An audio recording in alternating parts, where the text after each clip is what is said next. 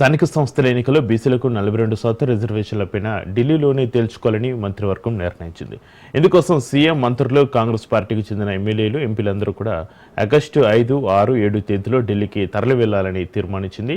రాష్ట్రపతిని కలిసి బిల్లుల ఆమోదం కోసం విజ్ఞప్తి చేయాలని, సానుకూల స్పందన రాకుంటే కాంగ్రెస్, ఇండియా కూటమి ఎంపీలతో కలిసి ఆందోళన కార్యక్రమాలు చేపట్టాలని కార్యాచరణ సిద్ధం చేసింది.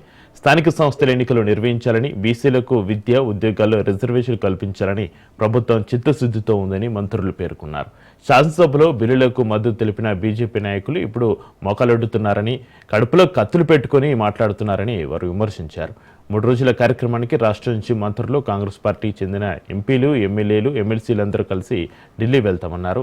బీసీ రిజర్వేషన్ల కోసం చేస్తున్న పోరాటానికి బీసీ మేధావులు, సంఘాలు, రిజర్వేషన్లు కోరుకుంటున్న వారంతా కూడా కలిసి రావాలని వారు విజ్ఞప్తి చేశారు.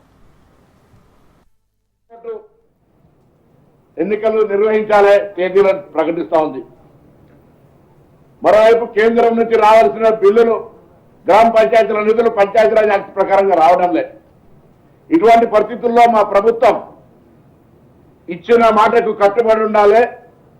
మా నాయకత్వం కూడా ఢిల్లీలో ఒక మాట ఇచ్చిన తర్వాత దాని ప్రకారంగా అమలు జరుపుతూ ముందుకు పోవాలనే ఆలోచనతోటి ఇటీవల ఢిల్లీ వెళ్ళినప్పుడు కానీ, రాష్ట్ర శాసనసభలో చర్చ జరిగినాడు కానీ, క్యాబినెట్ లో జరిగినాడు కానీ అందరం ముక్త కంఠంతో ప్రతి ఒక్కరు కూడా ఈ అభిప్రాయం స్పష్టంగా ఉన్నాం. రాష్ట్రపతి గారు ఇంకా కేంద్రం జోక్యం చేసుకొని ఆమోదింపజేయండి రాష్ట్రంలో బీజేపీ నాయకత్వానికి, కార్యకర్తలు సహా అందులో ఉన్నటువంటి బీసీల ప్రాతినిధ్యం వహిస్తున్నటువంటి అరవింద్ గారు, బండి సంజయ్ గారు, ఈటల రాజేందర్ గారు, కృష్ణయ్య గారు, లక్ష్మణ్ గారు, 5 బీసీ ఎంపీలు ఉన్నారు. పాయల్ శంకర్ గారు, వాళ్ళందరూ కూడా అడుగుతా ఉన్నాం రాష్ట్రపతి గారి దగ్గరనే దాన్ని తొందరగా చేయించుకొని రండి అని. అది కాక రామచంద్రరావు లాంటి వాళ్ళు విమర్శ చేస్తా ఉన్నారు. అసలు దానికి సంబంధించి వ్యతిరేకంగా మాట్లాడుతూ ఉంటుంటే నేను ఎక్స్పెక్ట్ చేసిన మేమందరం కూడా బీజేపీ లీడర్షిప్, బీసీ లీడర్షిప్ దాన్ని ఖండం చేసి బలైన వర్గాలకు మద్దతు ఇస్తాను.